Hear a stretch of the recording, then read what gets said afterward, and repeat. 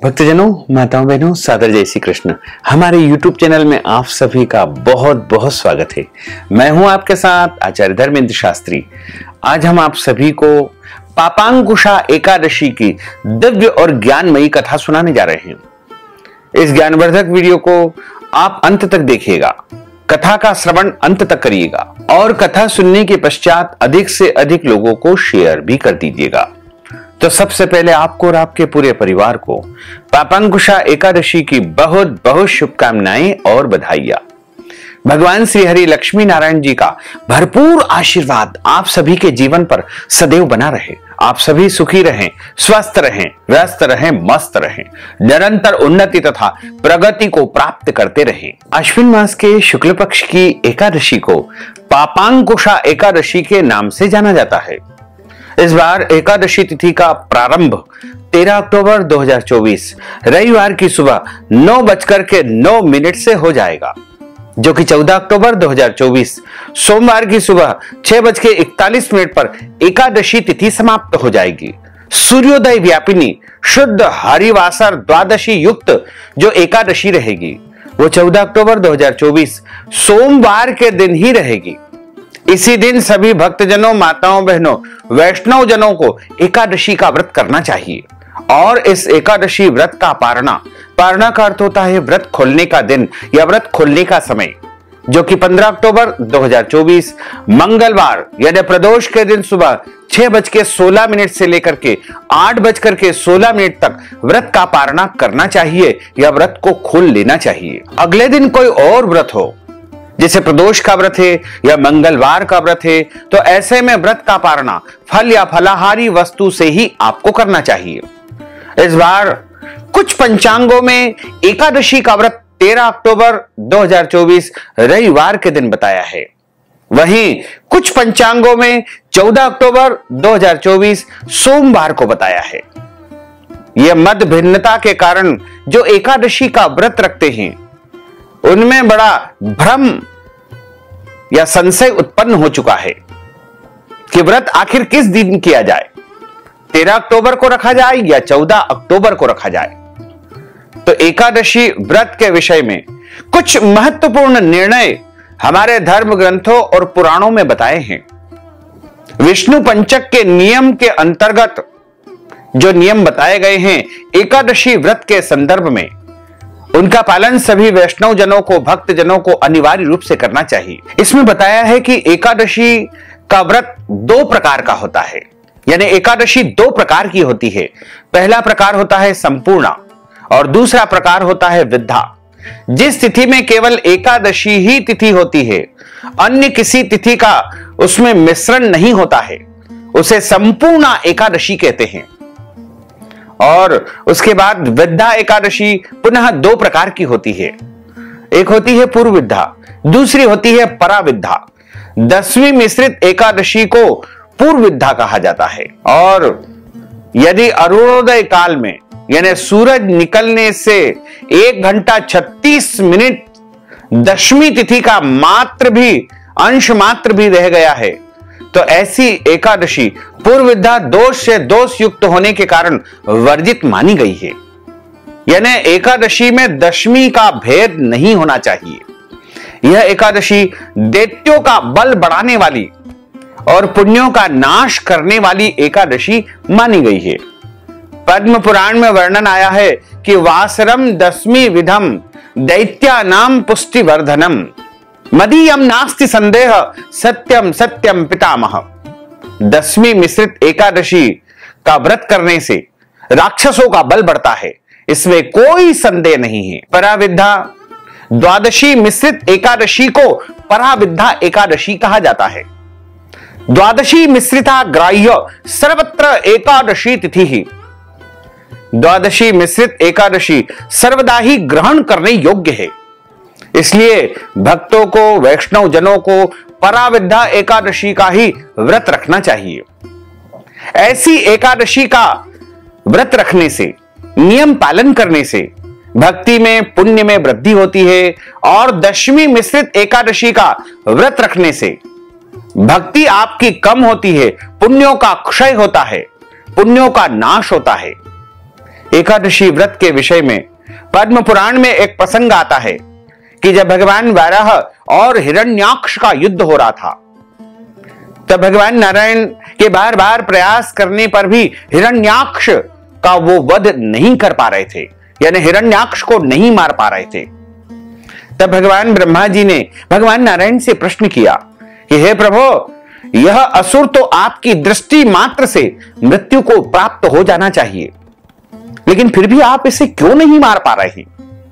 तब भगवान नारायण बोले कि ब्रह्मा जी, दैत्यों के गुरु शुक्राचार्य की माया से मोहित होने से कुछ ब्राह्मण देवता दशमी युक्त एकादशी का व्रत कर रहे हैं, क्योंकि दशमी के दिन दैत्यों की उत्पत्ति हुई थी और एकादशी के दिन देवताओं की उत्पत्ति हुई थी। इसलिए दशमी को एकादशी के साथ मिलाकर के कभी भी उस एकादशी का व्रत नहीं रखना चाहिए। दशमी का व्रत करने से दैत्यों का यानी राक्षसों का बल बढ़ता है और एकादशी के दिन द्वादशी युक्त एकादशी का व्रत करने से देवताओं का बल बढ़ता है। ब्राह्मणों के दशमी विद्या एकादशी का व्रत करने से इस राक्षस का, इस दैत्य का बल बढ़ रहा है और यह मृत्यु को प्राप्त नहीं हो पा रहा है।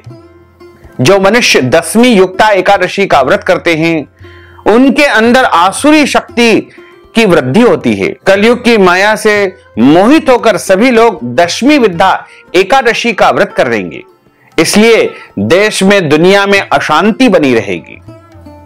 जब सीता जी को लक्ष्मण जी वाल्मीकि ऋषि के आश्रम में छोड़ करके आए थे, तब माता सीता ने वाल्मीकि ऋषि से पूछा था कि हे ऋषिवर, मैंने अपने जीवन काल में कभी भी कोई गलत कर्म, पाप कर्म बिल्कुल नहीं किया है, सदैव पतिव्रता रही, पति की सेवा की, फिर भी मेरे जीवन में इतने सारे कष्ट और संकट क्यों आए? तब महर्षि वाल्मीकि ने सीता जी को उत्तर दिया था कि आपने अपने कभी पूर्व जन्म में दशमी विद्या एकादशी का व्रत किया था और उसी दिन एकादशी के सभी नियमों का पालन किया था। इससे आपके पुण्य नहीं बल्कि आपके पापों में वृद्धि हुई है। उसी का यह परिणाम है कि आपको अपने जीवन काल में इतने सारे कष्ट झेलने पड़े। पुराणों में स्पष्ट रूप से लिखा हुआ है कि दशमी विद्या एकादशी का व्रत करने से धन और पुत्र का विनाश होता है। एकादशी जो दशमी युक्त होती है वह अशुद्ध मानी गई है, आसुरी शक्ति को बढ़ाने वाली है। इसलिए इस दिन एकादशी का व्रत कदापि शास्त्र सम्मत नहीं है। पुराणों में स्पष्ट मत मिलता है कि अगर दशमी विद्या एकादशी हो और दूसरे दिन सूर्योदय से पहले ही एकादशी तिथि समाप्त हो जाए, तो भी आपको एकादशी का जो व्रत है वो द्वादशी के दिन ही करके त्रयोदशी के दिन ही व्रत का पालना करना चाहिए। लेकिन कभी भी आपको गलती से भी दशमी विद्या एकादशी का व्रत बिल्कुल नहीं करना चाहिए। इस बार जो 13 अक्टूबर 2024 रविवार के दिन जो एकादशी है वो दशमी विद्या एकादशी है, यानी दशमी से युक्त एकादशी है। और 14 अक्टूबर 2024 सोमवार के दिन जो एकादशी आ रही है वह द्वादशी युक्त शुद्ध एकादशी है। इसलिए सभी भक्तजनों, वैष्णव जनों को 14 अक्टूबर 2024 सोमवार के दिन ही एकादशी का व्रत धारण करना चाहिए। विष्णु एकादशी गीता तुलसी विप्रोधे नवः असारे दुर्ग संसारे षटपदी मुक्तिदायिनी। भगवान श्री हरि विष्णु जी का पूजन करना, एकादशी का व्रत रखना, गीता जी का पाठ करना, तुलसी जी का पूजन एवं दर्शन करना, ब्राह्मण देवताओं की सेवा करना, उनको दान करना, उनको भोजन करवाना, गौ माता की रक्षा और सेवा करना, ये 6 कार्य इस कठिन संसार सागर को पार करने हेतु मुक्तिदायक बताए गए हैं। पूरे वर्ष में 24 एकादशी आती है, लेकिन जिस साल अधिक मास या पुरुषोत्तम मास आता है उस साल 2 एकादशी अधिक होती है, यानी कुल मिलाकर के उस वर्ष 26 एकादशी आती है। प्रत्येक महीने में 2 बार एकादशी आती है, एक कृष्ण पक्ष में, दूसरी शुक्ल पक्ष में। दोनों ही एकादशियों का भिन्न भिन्न महत्व हमारे धर्म ग्रंथों तथा पुराणों में बताया हुआ है। एकादशी का व्रत भगवान श्री हरि लक्ष्मी नारायण जी का परम प्रिय व्रत है और जितने भी प्रकार के व्रत होते हैं उनमें एकादशी का व्रत सबसे बड़ा व्रत माना गया है। एकादशी व्रत के समान कोई भी व्रत नहीं है। एकादशी का व्रत करने से मनुष्यों के करोड़ों अरबों जन्मों के पाप जड़ से नष्ट हो जाते हैं तथा उनके पुण्यों का उदय होता है। जब मनुष्य के जन्म जन्मांतर के पाप नष्ट हो जाते हैं तभी उन्हें सांसारिक और भौतिक सुखों की प्राप्ति होती है। जो भक्तजन माताएं बहनें एकादशी का व्रत करते हैं उनको अपने जीवन काल में कम से कम एक बार एकादशी व्रत का उद्यापन अवश्य करवाना चाहिए। या तो स्वयं करे या ब्राह्मण देवता के माध्यम से या अपने गुरु के द्वारा एकादशी व्रत का उद्यापन करवाएं। उसके बाद आप स्वेच्छा से एकादशी करते रहें, कोई दिक्कत नहीं है, लेकिन कम से कम अपने जीवन काल में एक बार एकादशी व्रत का उद्यापन अनिवार्य रूप से करना चाहिए। जो भक्तजन माताएं बहनें एकादशी का व्रत करते हैं उनको दशमी तिथि से लेकर के द्वादशी तक कुछ महत्वपूर्ण नियमों का पालन अनिवार्य रूप से करना चाहिए। इस बार दशमी तिथि के सभी नियमों का पालन 13 अक्टूबर रविवार के दिन करना है और 14 अक्टूबर सोमवार को एकादशी का व्रत करना है। वहीं 15 अक्टूबर के दिन द्वादशी यानी व्रत का पारणा आपको करना है। दशमी के दिन एक समय शुद्ध एवं सात्विक भोजन करें। दशमी के दिन चावल, शहद, लहसुन, प्याज, मांस, मदिरा, मसूर की दाल, कटहल की सब्जी का उपयोग भोजन के रूप में नहीं करना चाहिए। दशमी के दिन पराय अन्न अर्थात दूसरे के घर का भोजन नहीं करना चाहिए। ब्रह्मचर्य व्रत का पालन करना चाहिए और एकादशी के दिन सुबह जल्दी उठ करके स्नान करके पूजा अर्चना करके एकादशी व्रत का संकल्प आपको धारण करना चाहिए। पद्म पुराण के उत्तरखंड के अध्याय 64 में श्लोक नंबर 34 में लिखा हुआ है, एकादश्याम निराहार स्थित्वाहम परेहनि भोक्षामि पुंडरीकाक्ष शरणम में भवाच्युत। यदि आप संकल्प नहीं कर पाते हैं तो इस श्लोक का उच्चारण करने से या इस श्लोक को सुनने मात्र से भी आपका संकल्प हो जाएगा। संकल्प का अर्थ होता है प्रतिज्ञा करना या शपथ ग्रहण करना। इस श्लोक का अर्थ होता है, हे कमल नयन, हे वासुदेव, हे जनार्दन, हे अच्युत, मैं एकादशी के दिन निराहार रह करके दूसरे दिन ही भोजन करूंगा। इस प्रकार आपको संकल्प धारण करना चाहिए। संकल्प प्रत्येक मनुष्य को लेना चाहिए, चाहे मानसिक संकल्प ले या वाचिक संकल्प ले। संकल्प से कार्य की सिद्धि होती है। यदि आप निष्काम भाव से व्रत करते हैं, निष्काम व्रत का अर्थ होता है बिना किसी कामना के किए जाने वाले व्रत को निष्काम व्रत कहा जाता है। और दूसरा होता है सकाम व्रत। कोई कामना या इच्छा लेकर के जब हम व्रत करते हैं तो उसे सकाम व्रत कहा जाता है। दोनों ही परिस्थिति में आपको संकल्प अवश्य धारण करना चाहिए। यदि आप अपने घर से बाहर हैं, रास्ते में हैं, यात्रा में हैं, तीर्थ में हैं या कहीं और गए हुए हैं तो आप मानसिक रूप से मन ही मन चिंतन कर ले कि आज मैं एकादशी का व्रत करूंगा और अगले दिन ही भोजन करूंगा। हे प्रभु, मुझे पूरी शक्ति और सामर्थ्य प्रदान करे। लेकिन यदि आपके घर में संकल्प करने की व्यवस्था है तो आप अपने देवघर में, पूजा घर में, मंदिर में शुद्ध घी का दीपक प्रज्वलित कर ले और आसन बिछा करके अपना मुंह पूर्व अथवा उत्तर दिशा की ओर रख करके अपने सामने जल का पात्र रखे। पूजा की थाली में पीले पुष्प, तुलसी जी का पत्ता और अक्षत के स्थान पर जौ या तिल रख करके सीधे हाथ की मुद्रा को इस प्रकार रखे और हाथ के मध्य भाग में जल रखे, सुपारी रखे, तुलसी जी का पत्ता रखे और अक्षत के स्थान पर जौ तिल रखे, कुछ दक्षिणा रखे और 3 बार आपको बोलना है, ओम विष्णुवे नमः, ओम विष्णुवे नमः, ओम विष्णुवे नमः।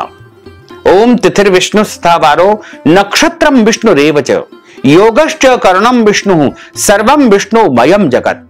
ओम विष्णुर्विष्णुर्विष्णु श्रीमद्भगवतो महापुरुषस्य विष्णोर आज्ञया प्रवर्तमानस्य अद्य श्री ब्रह्मणोहि द्वितीय परार्धे श्री श्वेतवाराह कल्पे वैवस्वत्मन्वन्त्रे अष्टाविंशतितमे कलियुगे कलि प्रथम चरणे भूर्लोके भारतवर्षे भरतखंडे जम्बूद्वीपे आर्यावर्तांतर्गत ब्रह्मवर्तैक देशे अवंतिकायां विशाला क्षेत्रे मध्य प्रदेशे भोपाल मंडलांतर्गते भोपाल नामनी नगरी संवत् 2081 मासानां मासे पुण्य पवित्र मासे आश्विन मासे शुभैः शुक्ल पक्षैः शरद ऋतौः एकादश्यायां पुण्यतिथयोः तदुपरांत द्वादश्यायां पुण्यतिथयोः चंद्रवासरान्वितायां मा शतभिषा दिवस नक्षत्रैः कुंभ राशिस्ते श्री चंद्रैः वृषभ राशिस्ते श्री देवराज गुरुः कन्या राशिस्ते श्री सूर्यैः शेषेषु ग्रहेषु यथा यथम राशि स्थान स्थित सत्सु एवं ग्रह गुण गण विशेषण विशिष्टायाम शुभ पुण्य तिथौः। अब आप बोलिएगा मम आत्मनः, अपने नाम और गोत्र का यहां पर उच्चारण आपको करना चाहिए। यदि आपको गोत्र याद नहीं है तो ब्रह्म गोत्र या कश्यप गोत्र का भी आप उच्चारण कर सकते हैं। यदि किसी कन्या का विवाह संपन्न हो चुका है तो वो अपने पति पक्ष का गोत्र उच्चारित करे, और यदि विवाह नहीं हुआ है तो पिता पक्ष यानी पिता का गोत्र उच्चारित करना चाहिए। अब आप ध्यानपूर्वक श्रवण करिएगा। श्रुति स्मृति पुराणोक्त वेदोक्त फल प्राप्त्यर्थम संकल्पित कार्य सिद्ध्यर्थम लोके सभायां राजद्वारे व्यापारे कृषि कार्ये सेवा कार्ये यश विजय लाभादि प्राप्त्यर्थम मम इह जन्मनि जन्मांतरेवा सकल दुरितोपशमनार्थम आदिदेविक आदिभौतिक आध्यात्मिक त्रिविध तापोपशमनार्थम अष्टविध लक्ष्मी प्राप्त्यर्थम बहुविध लक्ष्मी प्राप्त्यर्थम सर्वविध लक्ष्मी प्राप्त्यर्थम 10 विध लक्ष्मी प्राप्त्यर्थम अप्राप्त लक्ष्मी प्राप्त्यर्थम प्राप्त लक्ष्म्योश्च चिरकाल संरक्षणार्थम सकल मन इच्छित कामना संसिद्ध्यर्थम भगवते श्री लक्ष्मी नारायण देवताः प्रसन्नार्थम कुल देवताः प्रसन्नार्थम पितृ देवताः प्रसन्नार्थम अद्य दिवसे पापांकुशा एकादश्याम व्रत कर्माहम करिष्ये। इस प्रकार संकल्प प्रभु को समर्पित करने के बाद हाथ जोड़ करके उनसे प्रार्थना करें कि हे दीन बंधु, हे दीनानाथ, हे करुणा निधान, हे दया के सागर, आज मैं आश्विन माह के शुक्ल पक्ष की पापांकुशा एकादशी का व्रत करने जा रहा हूं या करने जा रही हूं। मुझे पूरी शक्ति एवं सामर्थ्य प्रदान करे कि सभी नियमों का पालन करते हुए पूरे विधि विधान से श्रद्धा और भक्ति के साथ में एकादशी का व्रत धारण कर सकूं। लेकिन मेरे द्वारा जाने में अनजाने में कोई भी गलती हो जाए, त्रुटि हो जाए, तो आप अबोध बालक जान करके, छोटा बच्चा मुझे जान करके क्षमा अवश्य ही प्रदान कर देना। इस प्रकार आपका एकादशी का व्रत आरंभ हो जाएगा। एकादशी के दिन सुबह के समय सूर्य भगवान को अर्घ्य प्रदान करें, माता पिता को, गुरुजनों को, पूज्य पुरुषों को प्रणाम करें, तुलसी जी में जल चढ़ाएं, तुलसी जी के यहाँ शुद्ध घी का दीपक जलाएं, तुलसी जी का पूजन अर्चन करें, गौ माता का पूजन अर्चन करें, गौ माता को फलाहारी वस्तु खिलाएं।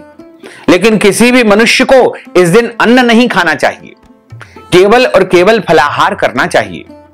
वैसे तो सर्वोत्तम फलाहार गाय का दूध और फल बताए गए हैं, लेकिन इसके अलावा भी सूखा मेवा, ड्राई फ्रूट्स जितने भी होते हैं वो सभी प्रकार के फलाहार की श्रेणी में ही आते हैं। मूंगफली दाना, साबूदाना, इसके अलावा मखाना, इसको आप नमकीन या मीठा बना करके फलाहार के रूप में उपयोग कर सकते हैं। तिल और गुड़ की जो मिठाई बनती है उसको भी आप फलाहार के रूप में उपयोग कर सकते हैं। अन्य जो भी फलाहारी वस्तु है उनको आप अच्छी प्रकार से तैयार करें, लेकिन ध्यान रखें उसमें हल्दी और सादे नमक का उपयोग नहीं करना चाहिए, केवल फलाहारी नमक का उपयोग करें। काली मिर्च का उपयोग करेंगे तो अति उत्तम रहेगा। और फलाहार तैयार करके सर्वप्रथम भगवान को भोग लगावे, नैवेद्यम अर्पण करे, उसके बाद स्वयं फलाहार ग्रहण करें। यदि आप दवाई लेते हैं, कोई बीमारी है और आपको कुछ खा पीकर ही दवाई लेना होता है तो आप फलाहार करके दवाई ले सकते हैं, कोई दोष नहीं लगेगा।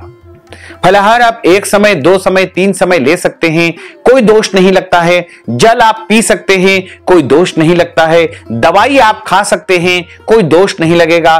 चाय, कॉफी, दूध इत्यादि वस्तुएं आप ले सकते हैं, कोई दोष नहीं लगेगा। लेकिन ध्यान रखें, आपको किसी भी परिस्थिति में उस दिन अन्न नहीं खाना चाहिए। अन्न का मतलब होता है दाल, चावल, रोटी, पोहा, बिस्किट और जो भी अन्न की वस्तुएं होती है उन सब का परित्याग आपको करना चाहिए। आपको अपने घर में एकादशी के दिन चावल नहीं बनाना चाहिए। चावल का उपयोग किसी भी वस्तु में इस दिन नहीं करना चाहिए। और ध्यान रखें कि अपने घर में इस दिन मांस, मदिरा, लहसुन, प्याज, मसूर की दाल, कटहल की सब्जी और कोई भी अभक्ष्य भक्षण का उपयोग बिल्कुल न हो।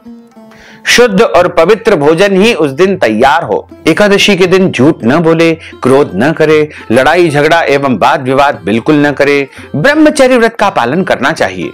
दाढ़ी कटिंग या शेविंग न करवाएं, नाखून न काटे। शरीर के अंग के कोई भी बाल काटना या कटवाना वर्जित माना गया है। किसी भी प्राणी का, जीव का अपमान या अनादर बिल्कुल न करें। और यदि संभव हो तो दिन में सोना नहीं चाहिए। यदि सो जाते हैं तो आप स्नान करके ही शाम के समय पूजा अर्चना करें और रात को जितना हो सके जागरण करके भगवान का भजन कीर्तन करें। और ध्यान रखें कि जो एकादशी व्रत कथा होती है वो ब्राह्मण के मुख से ही आपको सुनना चाहिए। ब्रह्म वाक्य जनार्दन। जब आप ब्राह्मण के मुख से कथा का श्रवण करते हैं तो आपको जनार्दन यानी भगवान श्री हरि विष्णु जी के श्री मुखारविंद से कथा सुनने का पुण्य प्राप्त होता है।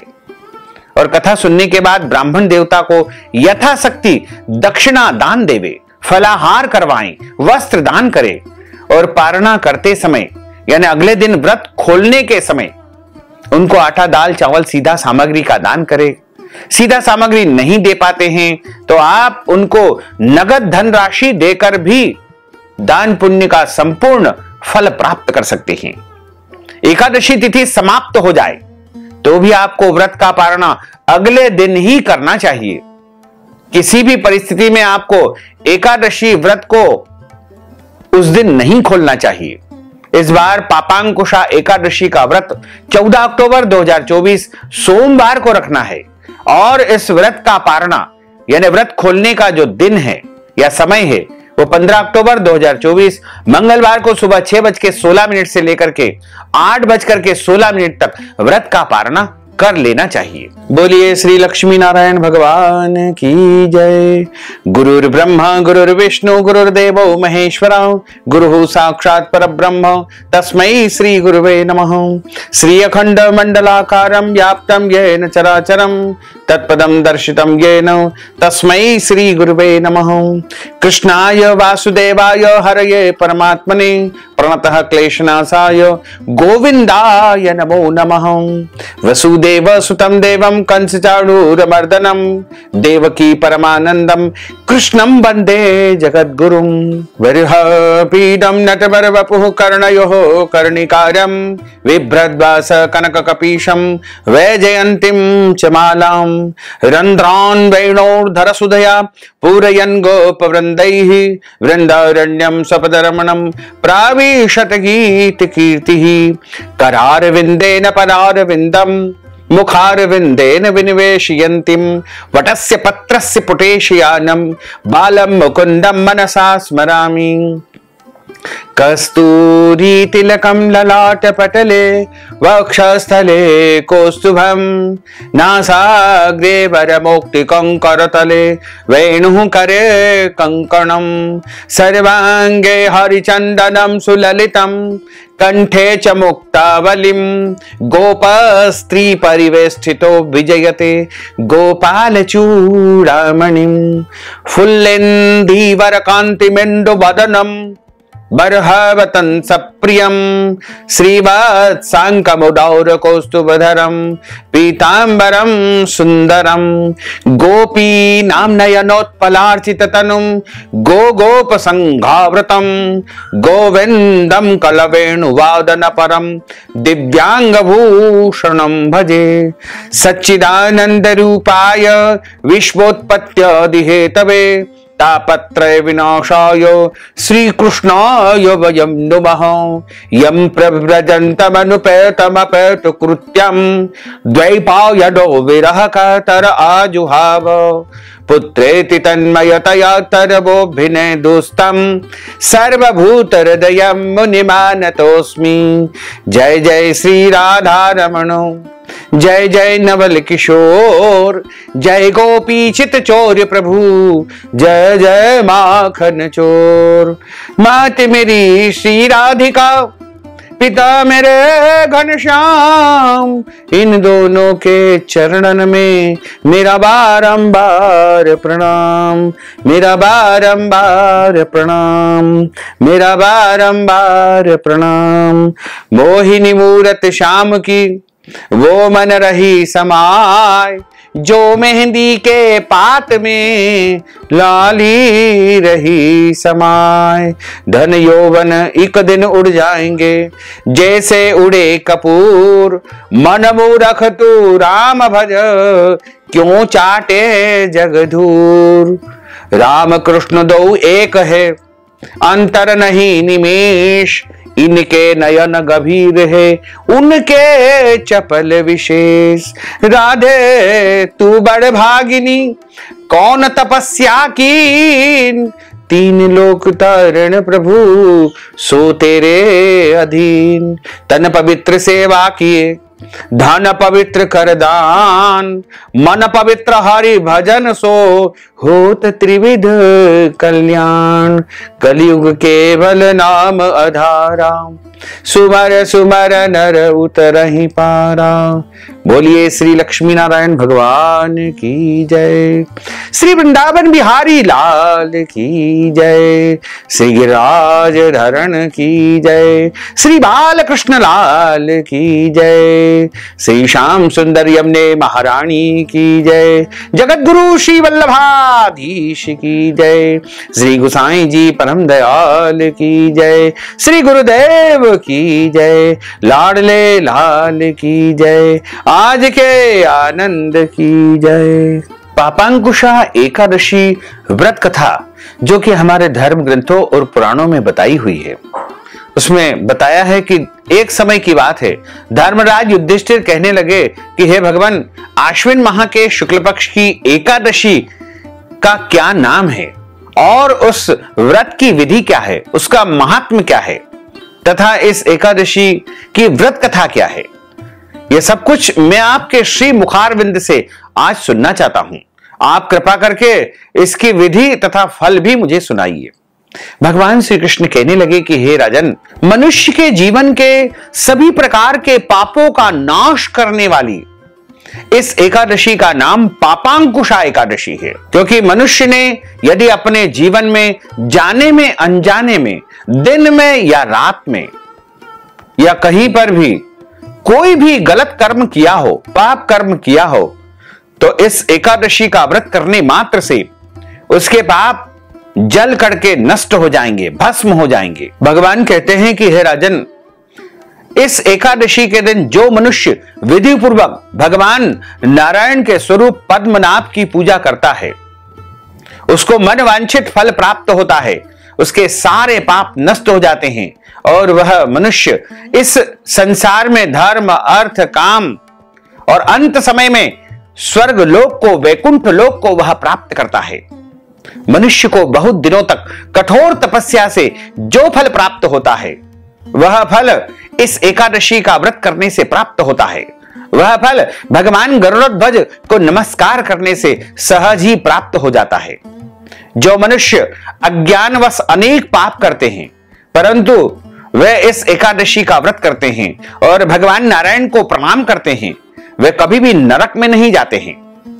भगवान विष्णु के नाम संकीर्तन मात्र से मनुष्य इस संसार के सब तीर्थों का पुण्य फल प्राप्त कर लेता है।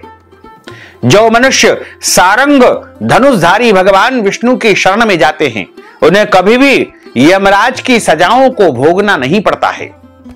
जो मनुष्य वैष्णव होकर के शिव की और शैव होकर के भगवान विष्णु की निंदा करते हैं, वे अवश्य ही नरकगामी होते हैं।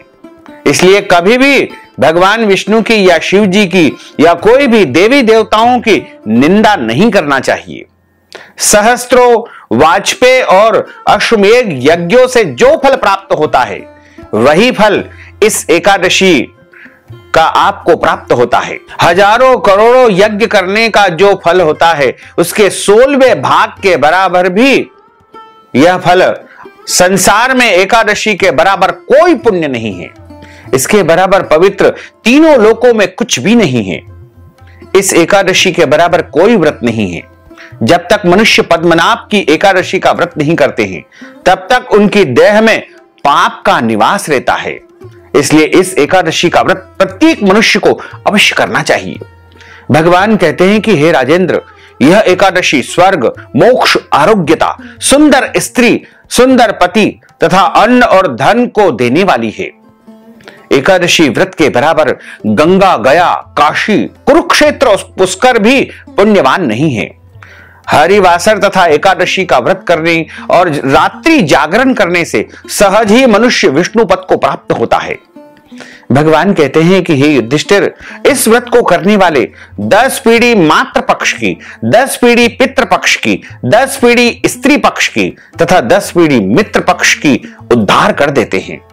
और ऐसे मनुष्य दिव्य देह धारण करके, चतुर्भुज होकर के, पीतांबर पहन करके, हाथ में माला लेकर के, गरुड़ पर चढ़ करके विष्णु लोक को प्रस्थान करते हैं। हे नपोत्तम, बाल्यावस्था, युवावस्था और वृद्धावस्था में इस व्रत को करने से पापी मनुष्य भी दुर्गति को प्राप्त न होकर के सद्गति को प्राप्त होता है।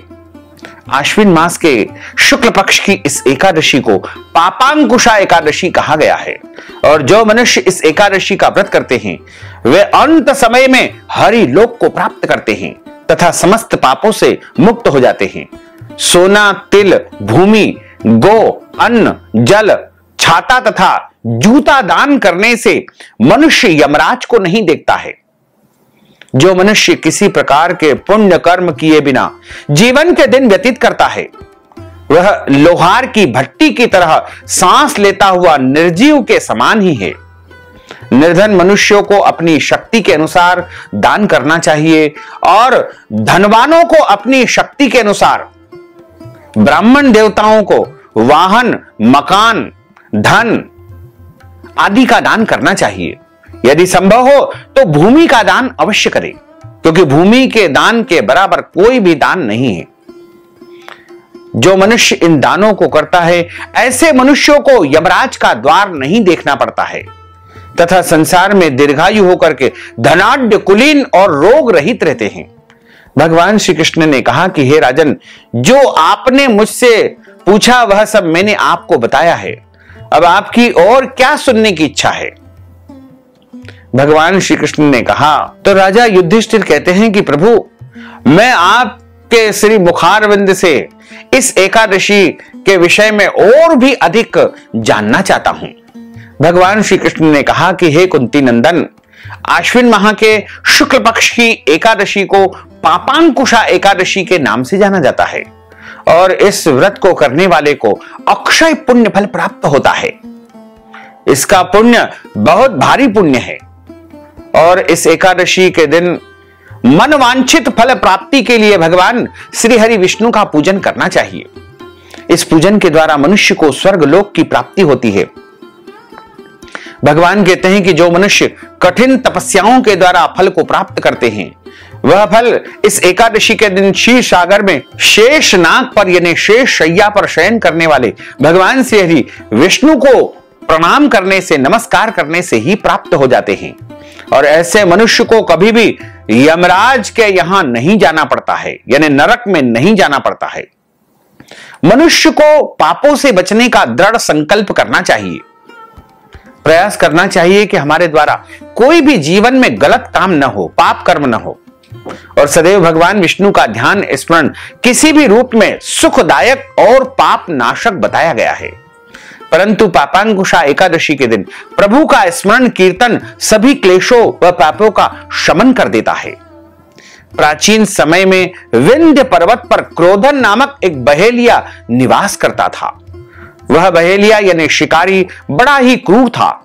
उसका सारा जीवन हिंसा, लूटपाट शिकार करने में, मदिरा पान करने में और गलत संगति तथा पाप कर्मों में ही व्यतीत हो रहा था। जब उसका अंतिम समय आया तब यमराज के दूत उस बहेलियों को लेने के लिए आए और यमदूत ने बहेलिये से कहा कि कल तुम्हारे जीवन का अंतिम दिन है, हम तुम्हें कल लेने आएंगे। यह बात सुनकर के वह बहेलिया बहुत डर गया, भयभीत हो गया और महर्षि अंगिरा के आश्रम में पहुंच गया। ऋषि के चरणों में गिर करके प्रार्थना करने लगा कि हे ऋषिवर, मैंने जीवन भर पाप कर्म ही किए हैं, कोई भी अच्छा काम नहीं किया है। कृपा करके मुझे कोई ऐसा उपाय बताइए जिससे मेरे सारे पाप नष्ट हो जाए और मुझे मोक्ष की प्राप्ति हो जाए। उसके निवेदन पर महर्षि अंगिरा ने उसे आश्विन माह के शुक्ल पक्ष की पापांकुशा एकादशी का विधि पूर्वक व्रत करने की सलाह दी। महर्षि अंगिरा के आदेश के अनुसार उस बहेलिये ने इस व्रत को धारण किया और सारे पापों से छूट करके वह परम पद को, मोक्ष पद को, वैकुंठ लोक को प्राप्त हो गया। इस व्रत पूजन के बल से भगवान विष्णु जी की कृपा से वह वैकुंठ लोक को चला गया। जब यमराज के दूत ने इस चमत्कार को देखा तो वह बहेलिये को बिना लिए ही यमलोक वापस लौट गए। इस प्रकार इस एकादशी का जो कोई भी मनुष्य जान करके या अनजाने में व्रत करता है उसको परम धाम की, वैकुंठ लोक की प्राप्ति होती है और इस संसार में उसे सभी प्रकार के सुख, वैभव, धन धान्य की अवश्य ही प्राप्ति होती है। उसके जीवन की सारी मनोकामनाएं अवश्य ही पूर्ण हो जाती है। इसमें किसी भी प्रकार का कोई संशय नहीं है। बोलिए श्री लक्ष्मी नारायण भगवान की जय। अच्युतम केशवम राम नारायणम कृष्ण दामोदरम वासुदेवम हरे, श्रीधरम माधवम गोपिका वल्लभम, श्री जानकी नायकम श्री रामचंद्रम भजे, जानकी मनोहरम सर्वलोक नायकम, श्री शंकरादि सेवितम पुण्य नाम कीर्तनम, श्री राम राम राम राम राम नाम तायकम, राम कृष्ण वासुदेवा भक्ति मुक्तिदायकम, राम कृष्ण वासुदेवा भक्ति मुक्तिदायकम, हरे राम राम राम हरे हरे, हरे कृष्ण कृष्ण कृष्ण हरे हरे, श्री कृष्ण गोविंद हरे मुरारे, है नाथ नारायण वासुदेवा, है नाथ नारायण वासुदेवा, है नाथ नारायण वासुदेवा। बोलिए श्री लक्ष्मी नारायण भगवान की जय। अब हम सभी मिलकर के प्रभु की आरती का गायन करेंगे। ओम जय जगदीश हरे, स्वामी जय जगदीश हरे, भक्त जनों के संकट, दास जनों के संकट क्षण में दूर करे। ओम जय जगदीश हरे, जो ध्यावे फल पावे, दुख विनसे मन का, स्वामी दुख विनसे मन का, सुख संपत्ति घर आवे, सुख संपत्ति घर आवे, कष्ट मिटे तन का। ओम जय जगदीश हरे, मात पिता तुम मेरे, शरण गहूं में किसकी, स्वामी शरण गहूं में किसकी, तुम बिना और न दूजा, प्रभु बिना और न दूजा, आस करूं मैं किसकी। ओम जय जगदीश हरे, तुम पूर्ण परमात्मा, तुम अंतरयामी, स्वामी तुम अंतरयामी, पार ब्रह्म परमेश्वर, पार ब्रह्म परमेश्वर, तुम सबके स्वामी। ओम जय जगदीश हरे, तुम करुणा के सागर, तुम पालन करता, स्वामी तुम पालन करता, मैं सेवक तुम स्वामी, मैं सेवक तुम स्वामी, कृपा करो भरता। ओम जय जगदीश हरे, तुम हो एक अगोचर सबके प्राणपति, स्वामी सबके प्राणपति, किस विध मिलहूं दयामय, किस विध मिलहूं दयामय, तुमको मैं सुमति। ओम जय जगदीश हरे, दीन बंधु दुख हरता, तुम ठाकुर मेरे, स्वामी तुम रक्षक मेरे, अपने हाथ उठाओ, अपनी शरण लगाओ, द्वार पड़ा तेरे। ओम जय जगदीश हरे, विषय विकार मिटाओ, पाप हरो देवा, स्वामी पाप हरो देवा। श्रद्धा भक्ति बढ़ाओ, श्रद्धा प्रेम बढ़ाओ, संतन की सेवा। ओम जय जगदीश हरे। तन मन धन सब कुछ है तेरा, स्वामी सब कुछ है तेरा, तेरा तुझको अर्पण, तेरा तुझको अर्पण, क्या लागे मेरा। ओम जय जगदीश हरे। पूर्ण ब्रह्म की आरती जो कोई नर गावे, स्वामी जो कोई नर गावे, कहत शिवानंद स्वामी, जपत हर हर स्वामी, मन वांछित फल पावे। ओम जय जगदीश हरे, जय जगदीश हरे, स्वामी जय जगदीश हरे, मोहन जय जगदीश हरे। भक्त जनों के संकट, दास जनों के संकट, क्षण में दूर करे। ओम जय जगदीश हरे। कर्पूर गौरम करुणावतारम, संसार सारम, भुजगेंद्रहारम, सदा वसंतम हृदयारविंदे, भवम भवानी सहितम नमामि। मंदार मालांकुलितालकाये, कपाल मालांकित शेखराये, दिव्यांबराये च दिगंबराये, नमः शिवाये च नमः शिवाये। आर्तिक्यं समर्पयामि, नमो नमः। अथ मंत्र पुष्पांजलि। हरि ओम मा यज्ञेन यज्ञमय जंत देवास्तानि धर्माणि प्रथमान्यासन्न, तेह नाकं महिमानः सचन्त्रयत्र पूर्वे साध्याः सन्ति देवाः। ओम राजाधिराजाय प्रसय्य साहिने, नमो वयं वै श्रवणाय कुर्महे, समे कामान् काम कामाय, मह्यं कामेश्वरो वै श्रवणो दधातु, कुबेराय वै श्रवणाय महाराजाय नमः। ओम स्वस्ति साम्राज्यं भोज्यं स्वराज्यं वैराज्यं पारमेष्ठ्यं राज्यं महाराजमाधिपत्यमय्यं समन्त पर्यायै स्यात् सार्वभौमः सर्वायुष अंतार्धा परार्धा पृथिव्ये समुद्र पर्यन्ताय एक राडिति तदप्येष श्लोकोऽभिहितो मरुतः परिवेष्टारो मरुतस्यावसान ग्रहे आविक्षतस्य काम प्रेर विश्वे देवा सभासदेति। ओम विश्व तच्चक्षुत विश्वतो मुखो विश्वतो बाहुरुत विश्वस्वात् संबाहुभ्यां दमति संपतत्रयद्यावा भूमिं जनयन् देव एकः। ओम एकदन्ताय विद्महे वक्रतुण्डाय धीमहि तन्नो दन्तिः प्रचोदयात्। ओम आदिशक्ति च विद्महे जगन्माताय धीमहि तन्नो शक्तिः प्रचोदयात्। ओम तत्पुरुषाय विद्महे महादेवाय धीमहि तन्नो रुद्रः प्रचोदयात्। ओम नारायणाय विद्महे वासुदेवाय धीमहि तन्नो विष्णुः प्रचोदयात्। ओम महालक्ष्म्यै च विद्महे विष्णुपत्न्यै च धीमहि तन्नो लक्ष्मीः प्रचोदयात्। ओम क्लीं कृष्णाय विद्महे दामोदराय धीमहि तन्नो श्रीकृष्णः प्रचोदयात्। ओम सांगाय सपरिवाराय सायुधाय सशक्तिकाय सवहनाय सगणाय भगवते श्री कृष्णचंद्र परमात्मने नमो नमः। मंत्र पुष्पांजलिं समर्पयामि। नाना सुगंध पुष्पाणि यथा कालोद्भवानि च, पुष्पांजलिं मया दत्तं गृहाण परमेश्वर। मंत्र पुष्पांजलिं समर्पयामि, नमो नमः। अथ क्षमा प्रार्थना। मंत्रहीनं क्रियाहीनं भक्तिहीनं सुरेश्वर, यत्पूजितं मया देवः परिपूर्णं तदस्तु मे। आवाहनं न जानामि तवार्चनं, पूजाञ्चैव न जानामि, क्षम्यतां परमेश्वर, क्षम्यतां परमेश्वर, क्षम्यतां परमेश्वर। त्वमेव माताश्च पिता त्वमेव, त्वमेव बन्धुश्च सखा त्वमेव, त्वमेव विद्याद्रविणं त्वमेव, त्वमेव सर्वं मम देव देव। पापोऽहं पापकर्माहं पापात्मा पापसंभव, त्राहि मां पार्वतीनाथ सर्वपाप हरो हर।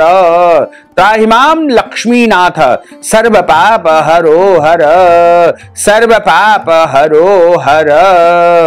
बोलिए श्री लक्ष्मी नारायण भगवान की जय, श्री द्वारकाधीश भगवान की जय, श्री वृंदावन बिहारी लाल की जय, श्री गिरिराज धरण की जय, श्री गोवर्धन नाथ भगवान की जय, श्री बालकृष्ण लाल की जय, श्री श्याम सुंदर यमुने महारानी की जय, जगत गुरु श्री वल्लभाधीश की जय, श्री गोसाई जी परम दयाल की जय, श्री गुरुदेव की जय, लाडले लाल की जय। धर्म की जय हो, अधर्म का नाश हो, प्राणियों में सद्भावना हो, विश्व का कल्याण हो, सनातन धर्म की जय हो, गौ माता की जय हो, नगर बस्ती की जय हो, आज के आनंद की जय हो, कल के आनंद की जय हो, परसों के आनंद की जय हो, बरसों बरसों के आनंद की जय हो। ओम नमः पार्वती पते, हर हर महादेव। हर काल हर, कंटक हर, दुख हर, दारिद्र हर, आनंद की लहर कर। भक्तजनों, माताओं बहनों, यदि आप पापांकुशा एकादशी के निमित्त कथा की दक्षिणा प्रदान करना चाहते हैं, ब्राह्मण देवताओं को फलाहार करवाना चाहते हैं, अन्नदान देना चाहते हैं, वस्त्र दान देना चाहते हैं, गौदान करना चाहते हैं, या फिर अगले दिन पारणा के निमित्त ब्राह्मण भोजन करवाना चाहते हैं, या कोई भी दान पुण्य यदि आप पापांकुशा एकादशी के निमित्त करना चाहते हैं या करवाना चाहते हैं, तो आप हमारे गूगल पे, फोन पे, पेटीएम नंबर, बारकोड के माध्यम से नगद धन राशि पहुंचा करके अपना नाम और गोत्र हमें व्हाट्सएप के माध्यम से भेज करके पापांकुशा एकादशी का संपूर्ण पुण्य लाभ प्राप्त कर सकते हैं। साथ ही आप सभी से अनुरोध है कि हमारे इस ज्ञानवर्धक वीडियो को अधिक से अधिक लोगों को शेयर करिएगा, लाइक करिएगा, कमेंट करिएगा, और यदि अभी तक आपने सब्सक्राइब नहीं किया है तो अभी और इसी समय सब्सक्राइब कर लीजिए, ताकि इसी प्रकार की ज्ञानवर्धक वीडियो आपको सबसे पहले प्राप्त हो सके। आपको और आपके पूरे परिवार को सादर जय श्री कृष्ण, सादर धन्यवाद।